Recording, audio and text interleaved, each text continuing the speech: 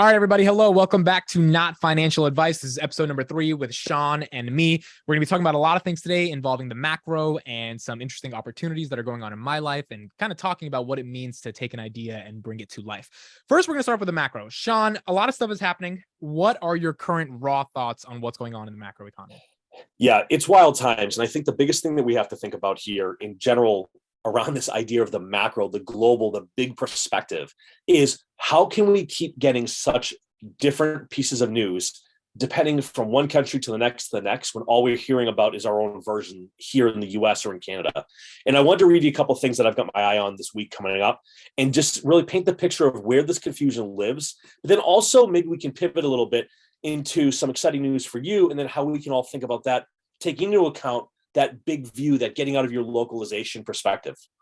So if that makes sense, a couple of things I want to call out here. These are like major headlines I'm following, right? Number one, Washington's embracing the strong dollar to ease inflation. Biden's team's take on technical recession is that it's not real. Chicago Fed's activity index remains negative for a second month. Okay, sounds like things are rough in the US, but hey, maybe getting better, right? Korea's economy is accelerating. They're saying we're going to keep raising rates because of it. We know that now we've got Walmart tumbling because discounts are cutting into forecasts. You're like, okay, well, that sounds bad. And then in the UK, we've got a massive issue between Truss and Sunak, who are going back and forth, basically like a boxing match on where the economy is going to be and what's going to happen. Just to be clear, those are the two folks trying to take Boris Johnson's job now that it's open. Yep. On top of all this, we've got Russia cutting Nord Stream gas flows, which we're considering a pretty darn bad sign for Europe. We know coming out of China, a majority of their younger workers are being called dejected, underemployed, and slowing the overall growth of the economy. In the ECB, we have issues that stronger hikes are still on the way, even though they just made some big moves. So you say, okay, well, that's all big. That's a lot of political. That's a lot of central bank. But it's more than that, right?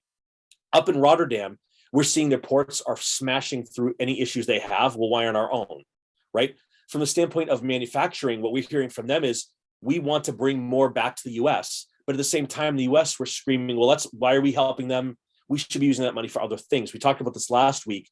We're not giving $40 billion to Ukraine because we're nice. We're giving it to help ensure we have, friendlies in that region. This is the same idea. We're trying to bring manufacturing back so that we have some degree of control over it and safety and security and a national security perspective. Now, just from a total switcheroony, because when you think macro, it's not just the US and Europe and Asia, right? Down in Ghana, they just said, hey, no more interest rate hikes because we're going to stop our own growth. They're on a totally different trajectory than the rest of us. So it's so important. It is so important that people understand that the global economy is not the US, the EU, and China, right? All over the world, we're seeing different things happening at such an incredible pace of change. Now, the one thing I want to call out that I haven't previously mentioned on our calls is, go on to Yahoo Finance or Google Finance or CNBC or whatever your preferred news site is, and look up economic indicators and like which ones are coming up in the week ahead. And what I would say to anyone who's watching this is pick one or two you've never heard before and start learning about it, right? It could be totally random. It could be something like a Singapore indicator or something that's happening somewhere in Africa or something from a South American perspective, maybe something that's going on in Colombia, and find an indicator and just start learning about it. Because I want to share a really good story here in a second, but like the reason it's so important to do this is you can find yourself becoming an expert on something that so few people around you are an expert on. You can build an entire huge growth portfolio around knowing this one thing that no one else is a master of that you can be. Years and years and years ago, before really the craziness of the markets today, but this would still work. What a lot of folks would do is they would find very thinly traded markets, products or derivatives that were not as popular as your index funds and your ETFs, right? Yep. What they would do is they would really master the understanding of these big things that trade in really thin volumes. It could be specific bonds within a specific country tied to a specific currency exchange rate. And what they would do is become so masterful at understanding the movements and the technical analysis and the indicators that tie into it, they could practically predict with reasonable outcomes what is likely to happen to that individual market. And I think that one of the things that, and in fairness, this is still a good thing. We want more and more people to embrace investing and being in the markets and trying to grow. But that's great. But keep in mind, right, when we talk about institutions and hedge funds and private equity and all these great big things, a vast majority of them are in, debt markets. They're in bond markets. They're in derivative markets. They're loaning money to countries, right? There's an entire world of investing that is open and available, but requires actually taking the time to learn it. But Right. there's actually very little competition as well. So I wanted to share that on this call in particular, and it's sort of a good segue to what you have going on, because when you decide that you're going to go out and do something and you're going to make change and you can see the global spectrum of what you can do, it really needs to shake people to the core that they're sitting there not doing it. If you think that you look at the market every morning and you're tracking SPY and you're like, no, listen, I figured something else out that no one else has. I get it. Maybe you're super smart, but you probably haven't figured out anything that no one else has. And it's not enough. It's too much volume and a lack of price movement to really make any kind of huge sum of money. Investing, I'm not talking about investing here, but just really, for the folks who want to speculate and jump into things, that's why it's so important to know all this, right? So I just want to get that all out there because we've been talking about a lot of different events and how they tie in and how they connect. But I just think this whole idea around seeing the interactions and also the points of delineation. Half the globe is saying we need to raise interest rates like crazy to slow down inflation. The whole other half is like, whoa, we're not going to screw up our growth. We're not going to do anything on that front. And it's just really important to understand how these countries work as trade partners, how they're interrelated to each other, who has what kinds of facilities, exports and imports within these separate countries, right? If we have countries that are mining lithium, we need that lithium to be not only mined, but refined. We need that refined lithium to be built into batteries. We need those batteries to be manufactured and shipped to car dealers. Well, then all these claims that come out of like Ford and GM as an example of, well, next year we're going to make 500,000 cars. Well, this year you made 10. Yeah. So like, can you track back and actually say like, you know what, they're going to miss that number. I'm going to go short. Or I think that number's too conservative. They're going to do 1 million cars. I don't know, right? Whatever you think. But this is why it's so important to understand these different pieces, because if, for example, one of these countries that is mining, whatever, just lithium is a good example, suddenly decides like, you know what, we're going to try to really slow things down. Maybe that means shutting down mines. How does that affect your investment in GM? Well, if you don't understand the supply chain and how it feeds into it at a global scale, you're really just basing it on CNBC and Jim Cramer. And let's be honest, they don't know what the hell they're talking about anyways. So anyways, sorry for the diatribe, but I was holding it last week. It's good. Before we continue, how do you spit off like 17 different facts around the globe? How do people, would you have a framework or a methodology to indulge in media that's outside of the CNBCs of the world? 100%. So one of the things I think is a really, like, let's start with easy, because easy is the best way for most people. Number one, I don't ever watch CNBC. That is a channel that will never be on in my household. But what I do watch is a lot of Bloomberg. Bloomberg is time zone based business global news. Okay. Yep. And you, of course, know where I'm going with this. The reason this is so important is I don't need to know only about US news. I can get that anywhere. What I need to understand is Middle East news, Asian market news, right? European market news, Australian market news, right? I need to know what's going on throughout the clock, throughout the day. And all it really requires is for you to turn on Bloomberg maybe once every 2 or 3 hours and just check the scrolling headlines, right? And it's at least enough to point you in a direction, and maybe something in there is interesting enough that you want to drill into. And they have a really nice way of deploying information where you can see what happened in the China market. Like if they do interviews or bring someone on the show, they'll typically show it again during European hours and then subsequently in the American hours, our time zone anyways. My switch to watching Bloomberg, this is going back years ago, my switch to really watching Bloomberg on a more regular basis was a huge shift in the way I thought about the connectivity amongst many disparate things. I do have a framework. I look at different countries' newspapers, major markets, of course, and I'm looking for headlines. I'm looking for the main stories, because those main stories typically will offer a narrative of emotion of the underlying data. Right? The UK didn't throw Boris Johnson out because they didn't like him. It's because there's underlying issues in the UK that stem from the type of government that was in place and the type of leadership that was in there. But even that's a shallow version of it. The actual depth of it is, we went through Brexit. Things still suck. They still are facing energy problems. They still have trade problems. Ireland is still over there doing its thing. I'm an Irish guy, so hell yeah. But there's so much dichotomy between these different things. And when you see that emotional news story, because that's what they're designed to get emotions, right? The derivative value is in, why is this news story making headlines when there could be 1,000 other headlines, right? And it's usually because there's a bigger underpinning or underlying issue at hand. That's a really good point. I mean, I've noticed the disparities between CNBC and Bloomberg, and it really is night and day. Obviously, the views on YouTube correlate more to the CNBCs, but Of course. it's a lot of more sensationalized stuff at the end of the day, stuff that will get clicks. Bloomberg is like stuff that's happening in West Africa that you didn't even think was real, and it affects the supply chains, affect all these different frameworks that come together. And for someone like you that's playing around with a decent sized portfolio, if you know a lot of stuff that's going on across the world, you can make speculative bets that will work. Because you have access to that information. I have a buddy who was he went to school to be a meteorologist. I was going to say realtor. I don't know, not a realtor. He was going to school to be a meteorologist. And what he sort of discovered, he ended up working with me at IBM, funny enough.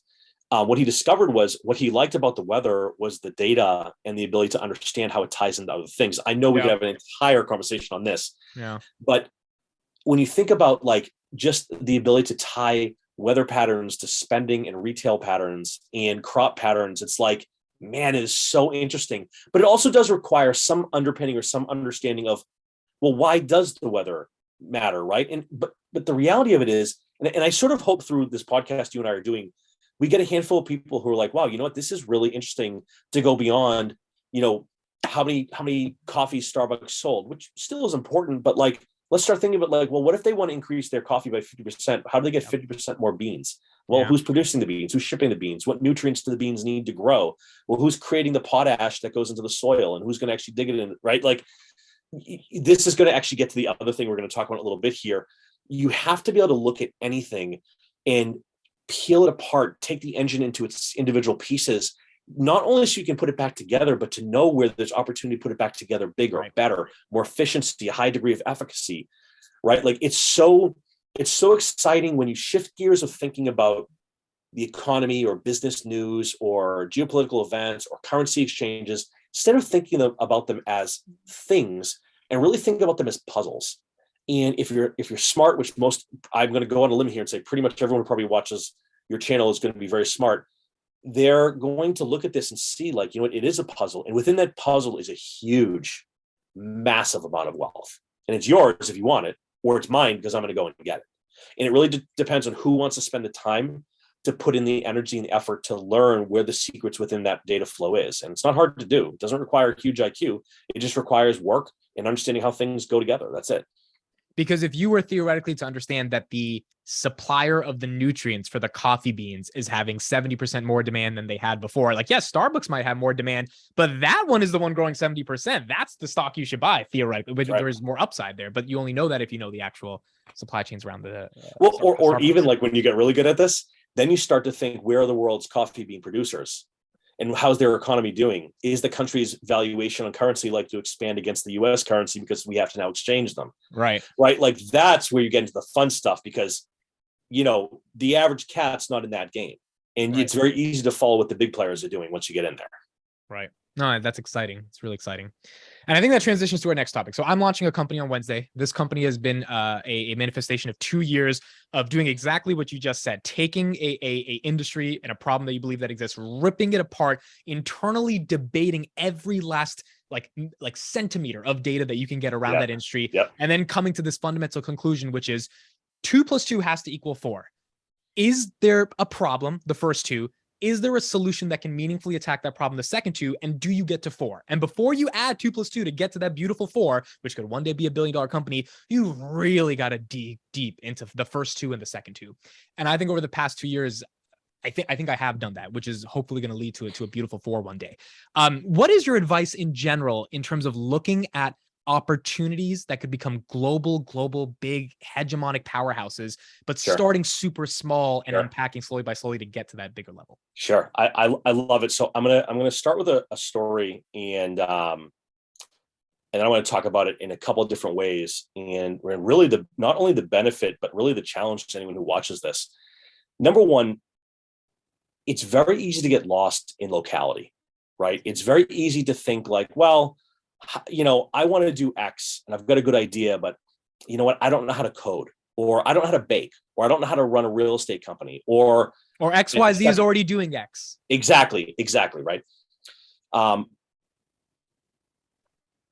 I was in a meeting years ago in New York, right near where 9/11 was, and I was on almost the top floor of the building, one of the tallest buildings in New York, and I was standing in the window, and I was just sort of observing. Not there's no point. I wasn't looking for something. I was just looking out at the window at like just a massive amount of people, industry, business, transactions, everything. Like it was a mind-blowing moment. You're literally 75 floors or whatever the number was off the ground.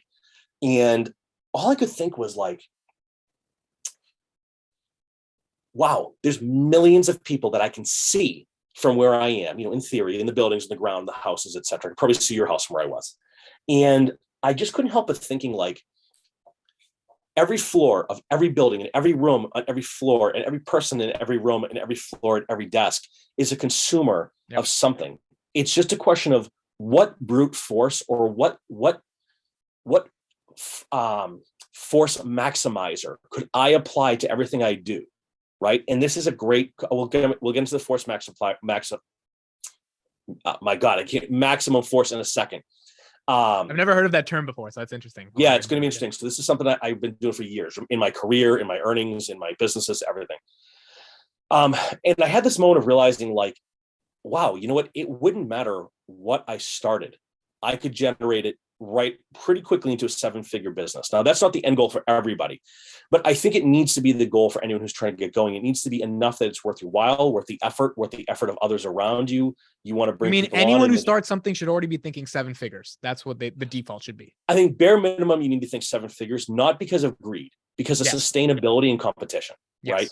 You need to have margins. You're going to have costs. You want to bring some people on board to make sure they can afford to have a good life and pay them well and have health insurance. I think that's important too. So the beauty of this is, in today's world, there is nothing that can't scale to $1 million plus. I'm not trying to pick a silly number, but like really 7 figures is a real business. And I don't care if it's like you make the best peanut butter and jelly sandwich and you want to start selling those, or you want to own a hair salon, or you want to build a technology company based on audio discovery like yourself. I think that you can deduce the reality of every idea you have to a simple form that then will have in a moment. And you're going to recognize it when we do it. It's a moment of explosiveness that you can now scale to millions and millions of people for cheap money that will require almost no true IQ or skill necessary. What it really requires is a brief understanding of the opportunities you're probably not aware of, as well as the ability to outsource at scale. And I don't mean like ripping people off or cheap labor. I mean like getting things done the right way the first time and saving money by doing it the right way the first time. Right. I want to pause there for a second before I jump in, but like that's sort of where I come from in general is I don't care who you are, what your background is. You can build $1 million business right now. I would almost say like you could give me an idea and I feel confident in 6 months I'll have 7 figures coming in off that idea. In fact, I'm beyond confident of that. I feel almost assuredly that would be the case.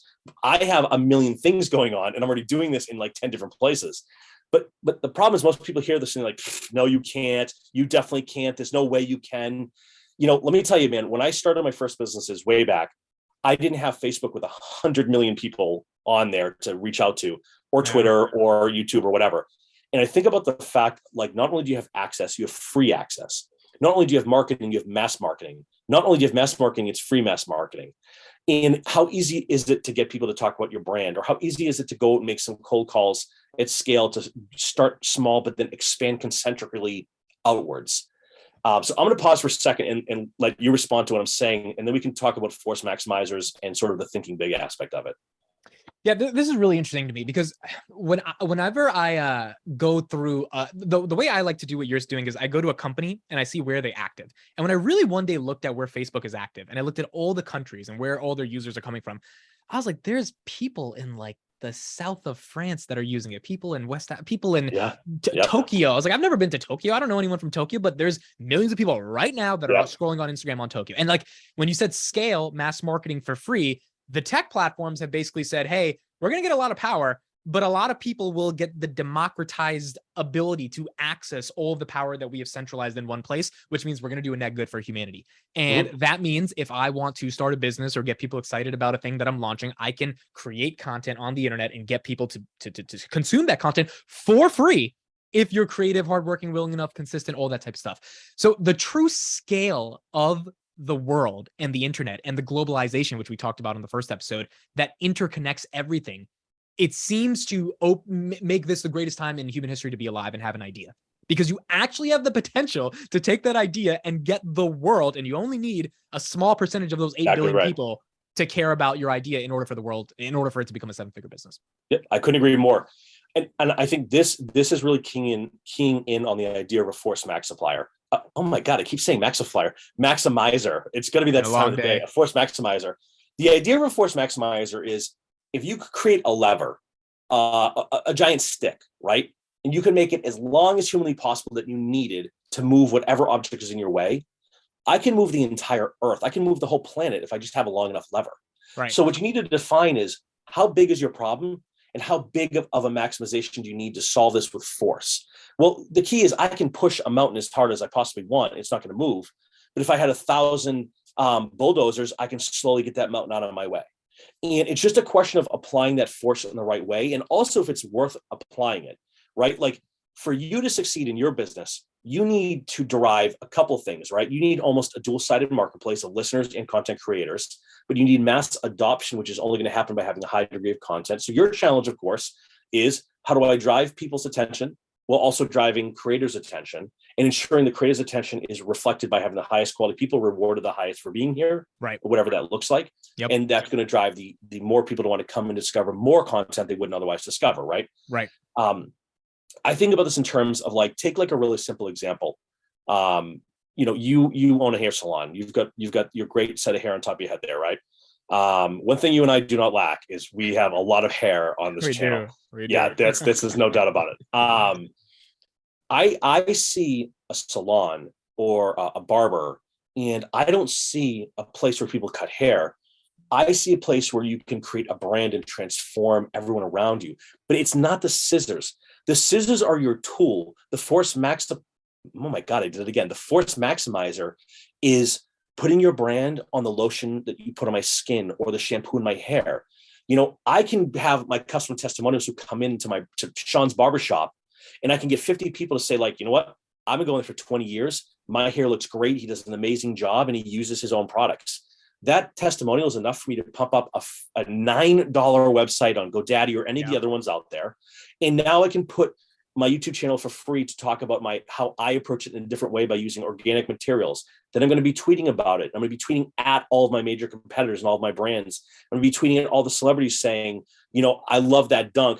It would have been even smoother if your hair looked like mine, right? Whatever. I'm being facetious a bit, but the key is you start with the tool. The tool is your skill set at cutting hair, but that's not true. Your skill set is making people feel better about the way they look. It's about making them feel more confident. It's about driving them back into your business. But most people see it as like, boy, I want to get really, really wealthy and start a big company. I'm going to open 2 barbershops. Right. And maybe that'll work. And I'm not, for the record, you could be Supercuts, you could be the next whatever chain, right? But the key is you have to figure out which is the version of scale you want and which can you get to faster. If you want a chain of 100 barbershops, right? Maybe the easiest way to get there is to make sure you have your own brand in place ahead of time, start generating high margin on that. That helps you open your stores even faster, right, which in turn builds your brand even bigger, right? If I have the best peanut butter and jelly sandwich in all of New England, right, I'm going to find a way to make them at scale, put them in nice little packages, and try to sell them at every convenience store up and down Route 1 from Maine to Florida.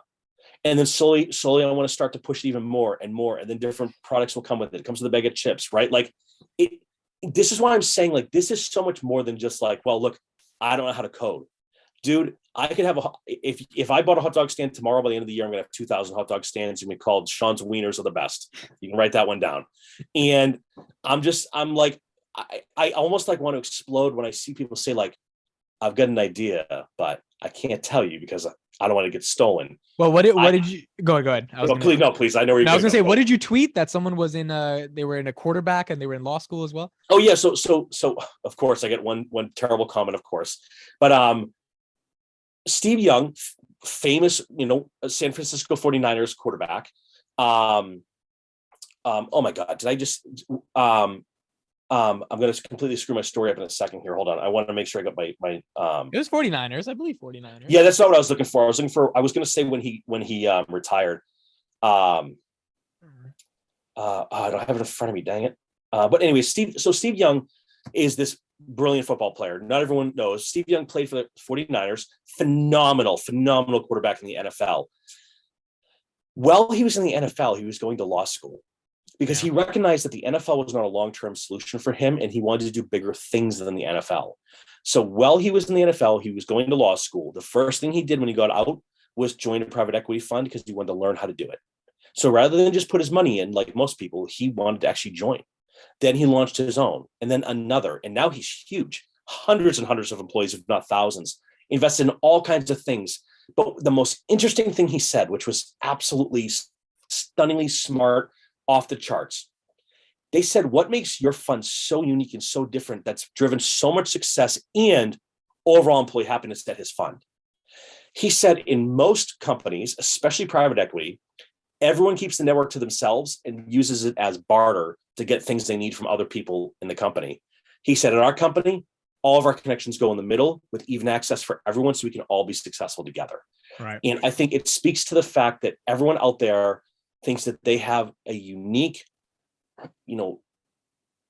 tiny little secret that no one else can know about, or they're my people, they're my access to capital, it's my access to business, it's my idea, it's my code, it's my business idea, it's my brand.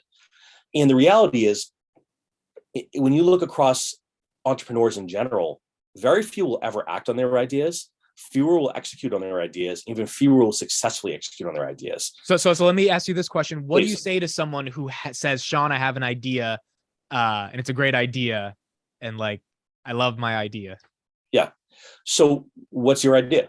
And do you know what, like 99 out of 100 say? You know what they're going to say. What do they say to me? They're going to say, well, if I tell you, Sean, I love you, man, but if you steal it, my idea goes away.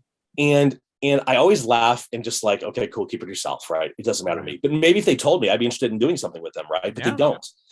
When I was part of a larger angel group, angel investors, we saw typically in a month, 25 to 100 vetted ideas. So not like some dude tweets an idea that's had 18 minutes of work put into it, but like people have a prototype, have something really ready to go. Do you know what no one ever asks for? An NDA. Yeah. Because you have to understand, I know you understand, but like people have to understand that you are in this massive global world economy that, your ability to take your idea to something huge requires so much effort and execution that if someone else did take your idea and did it better than you, then shame on you, not shame on them. And by the way, your idea is not that unique. Yeah. There's 1,000 people who have hamburger restaurants or data warehouses or analytics companies. There's 1,000 people who want to put a rocket into space, but how many did it? And I think that this is the big problem of how we misunderstand macroeconomics down to the level of individual small entrepreneurs with big ideas. Is you're not leveraging the scale of the global economy. You're leveraging the fear of the local bubble keeping you in place. Like, I mean, I could not be more serious when I say, like, it could be as simple as a pizza place. The reason why people are so concerned about their big ideas is because they think there's something very unique in the idea. And I respect that a lot, actually. Yes. But if you don't have the desire to start it, the money to push it, or the ability to execute on it, why keep it yourself anyways? Why not see your idea succeed? And maybe you can have some small percentage of what someone else builds. But I think the problem is people have really lost the way in terms of understanding that it's not the idea, it's how big can you make the idea, right? Like I actually have, this is really, I don't want to, if he watches this someday, I was going to preface it, no offense, I think you're a great guy. Guy up the street from me owns a pizza place. This dude works hard. He works hard. Like 6 a.m, he's there, and he does not go home until 10, 11 at night. I see him drive by all the time because I sit here and work all day.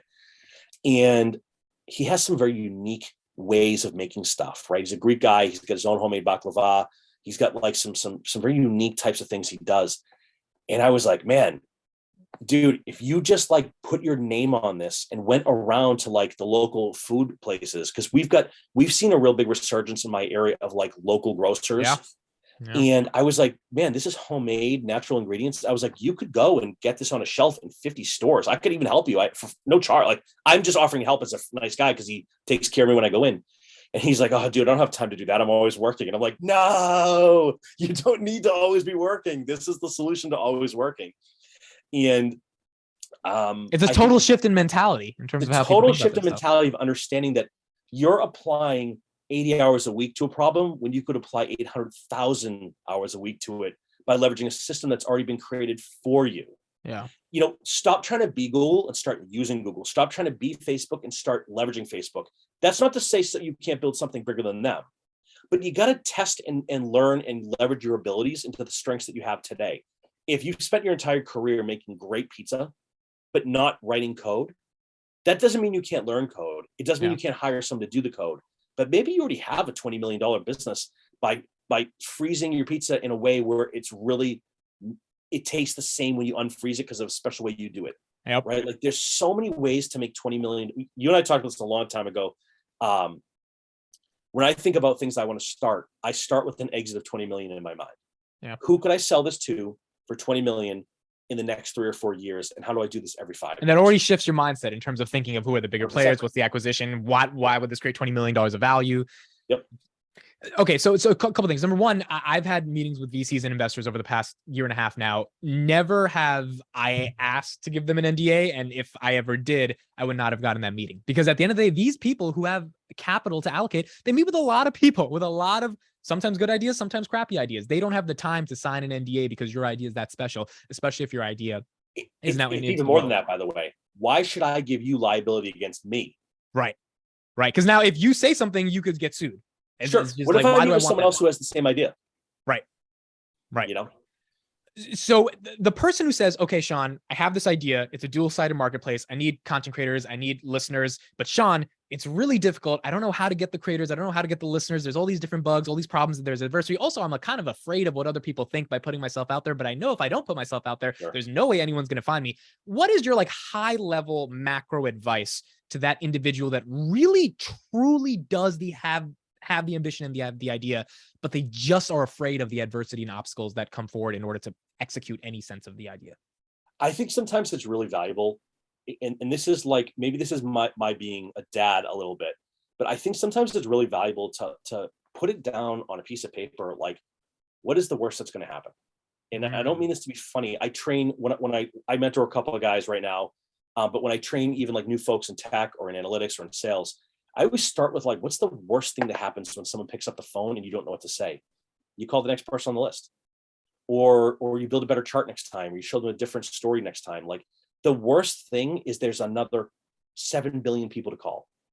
And I think that in terms of the way you're thinking about it, the beauty of tech and beauty of an MVP or minimal viable product, for those who don't know, the beauty of this is you can iterate on your idea and you can pivot. And it doesn't mean you pivot off the idea, but without feedback, bad, negative, terrible, outrageous feedback, without that, you're guessing at what people want. And you're not in the business of building a company that you think people want. Your job as an entrepreneur is to build a business that delivers wants, needs, desires, etc., to the masses. We already know, as an example, let's talk about your company, right? We already know that people are consuming audio nonstop across a myriad of sources. We also know that people are constantly looking for new things, the next best podcast, different types of music they haven't heard before, because the challenge we fall into is we keep getting fed the exact same stuff over and over again. I think about this all the time when I go to YouTube. My homepage, I don't even know where this stuff is coming from at this point. It's definitely not stuff I'm interested in. So it's challenging for me because I would think in my mind they would figure out what I'm looking for or what I like, but not really. And the stuff they're sending me is so disparately incorrect, it doesn't make sense.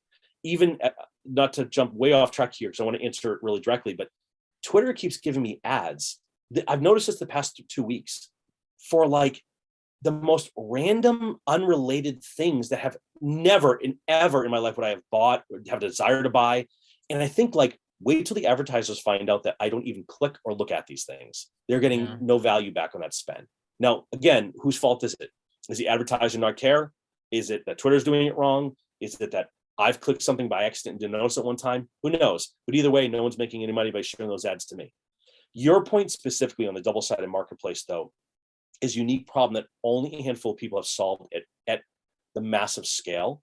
But and because only a handful of people have solved it, they've gone on to build, really that's my point. Yeah. When you solve a double-sided marketplace based on content creation and or creation in general, think Etsy, yes, right, etc. Yep. You don't have a small business. You have a freaking mega business. And this isn't my version of trying to get you pumped up. You're already pumped up enough, right? You've been doing awesome videos.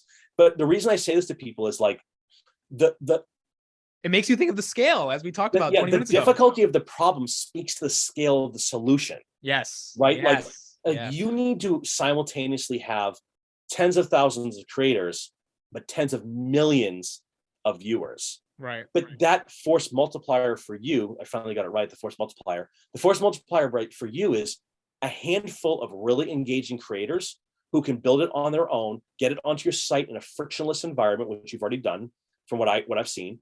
And that is what will drive those people's fans or current viewers to your site.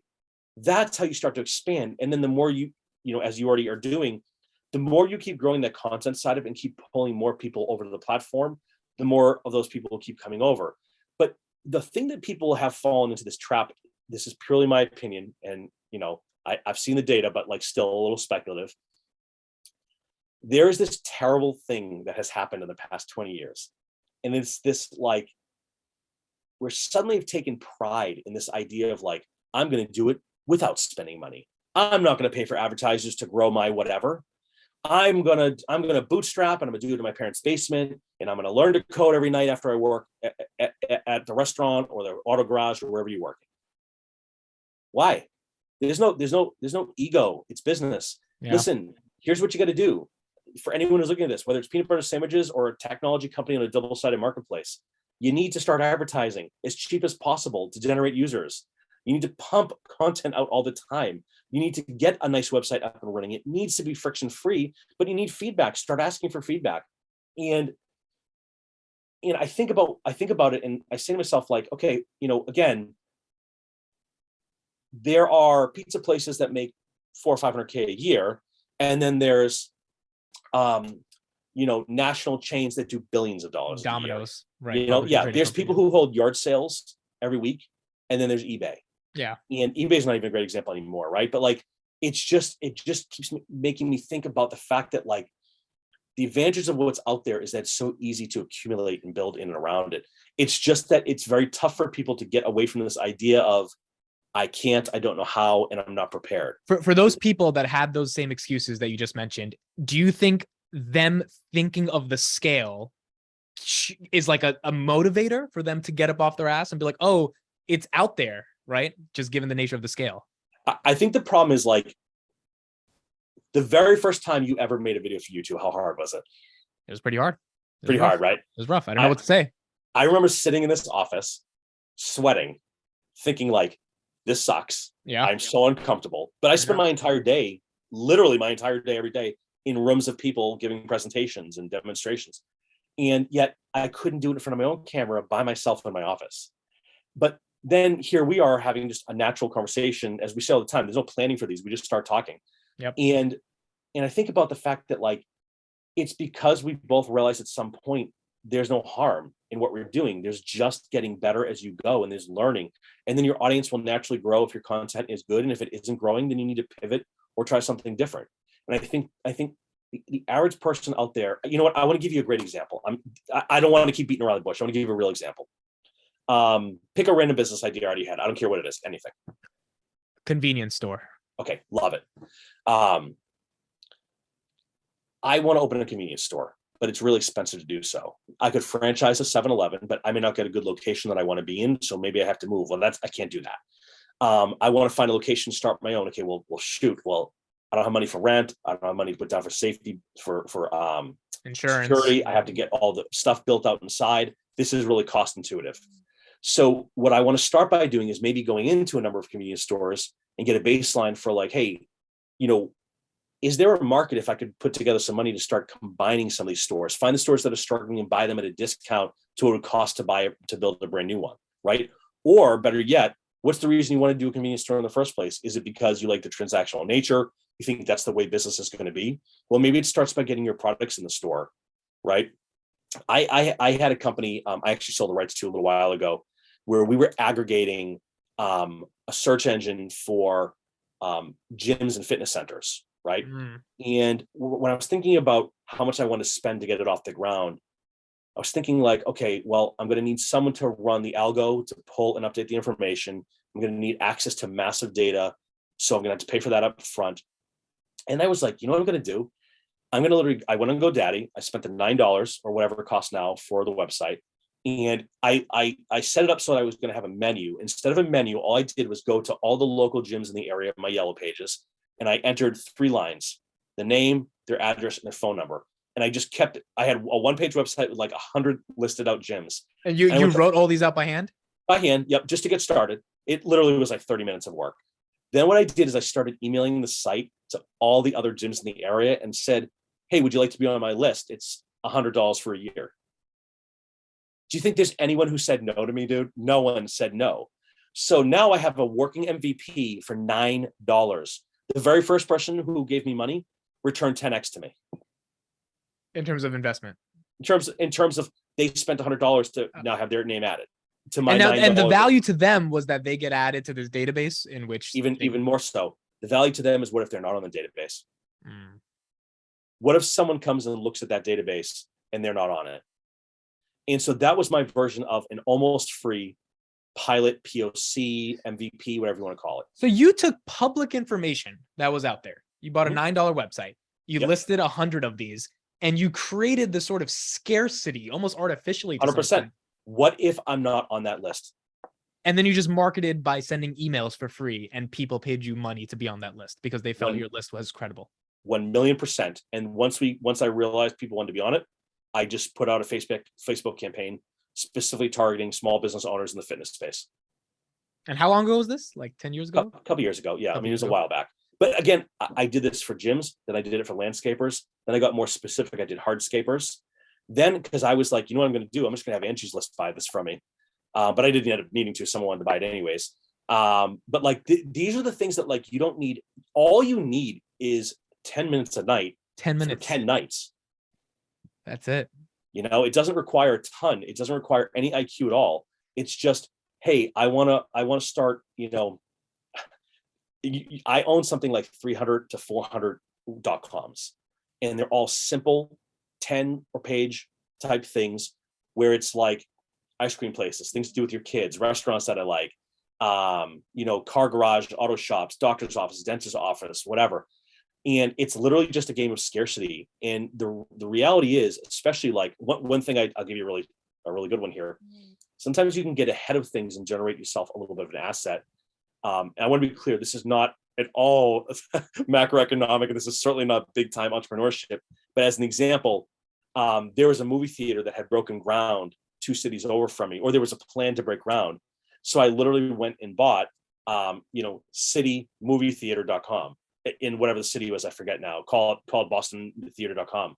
And they were like, oh my God, everyone who searches for Boston movie theater is coming to my site, not their site. Yeah. Because it's got the perfect wording, right? And the SEO was super easy. So I just sold it to them. It was literally just $500 for the website, but like I paid $8 for it. Yeah. And like, these are sometimes little ways I just have little things on the side that I do. This is more when I was getting started, but it all still works today. It's all still completely doable. And the key is you just have to find a niche where people need what you're offering, and there's no way around it. And it could be something super complex and difficult, like what you're doing and likely to succeed at doing, I hope. Or it could be, like I said earlier, not to be redundant, but it could be hot dog stands and peanut butter and jelly sandwiches. You just have to know what the big vision is. And then you leverage everyone else's distribution. So last question for you. Someone who comes up to you and says they have 2 concerns. They're all in, they get your idea, they love the flossy, sure, but they're afraid of what other people think, and they're afraid of failing. What is the advice to those people? Man, that's an awesome question, dude. And no one ever says that, but I have a great answer, and no one's going to like the answer. You're around the wrong people. There isn't even a doubt in my mind. I tell stories oftentimes how I go and like hang out at my friend's house, or we have these dinners. We're recording this right now. It's a Monday, but last Friday night, went to a little get together at my friend's house, and let's say there were probably 30 total people, mostly couples. So I'm talking a group of 15 guys. We're just hanging out outside, having beers or whatever. And we're literally talking we're talking about tech, the economy, issues with the recession, what we're looking at for trades, where the investments are likely to go, where we see risk, what steps we're taking to mitigate that risk. One guy's talking about how he's expanding his practice into 3 new locations. Another guy's talking about moving into a chief of staff for a major CEO. And I didn't know all these people that long ago. What happens is you have to, this isn't like some mature 3rd grade loyalty to your friends kind of conversation here. We're talking about like, if you want to become a professional, you need to be around other professionals, and those professionals will not laugh at or think of failure or be embarrassed to see what you're doing. They're a force multiplier. Your connections can drive you into a huge place of success. And one of the best things about it is we were actually, we sort of did this thing. It was we started off as like this stupid business idea, but by the end of the night, we actually had manipulated it, massaged it, curved it, rolled it into like, oh, whoa, this is a really good idea, right? And like, and no one was worried about who was going to steal the idea. No one cared. No one cared at all. And I think that's the big thing is, if the people around you don't want you to be successful, and I've got some bad news. I bet if most people really internalize that statement, the people around them wouldn't love if they were successful. I know that's hard to hear. It's very hard to hear, but that is the truth of it. Not everyone wants to see that. Not everyone wants to see you succeed. Not everyone is going to be there to help you succeed. They'll be there after you do, but on the way, they're not always going to be there. And I think that if you're worried about it, that's okay. You need to assess your situation if you're happy with the way things are for the next 30 years. But don't think about where they're going to be in 3 months. You got to think about 30 years. If you don't like what you do today and you don't want to do things to change it, it's going to be the same in 10, 15, 20, 30 years. It's going to be tough. So I would just simply answer it with this. I don't care what your idea is. You can create a Facebook page, a Twitter page, a YouTube page, and a $9 website in the next 20 minutes of watching this. In 20 minutes, you can have those 4 things. That website will come with a free 1-page website, most likely, and you can literally have your business up. And you would have made more progress than 90% of people ever do.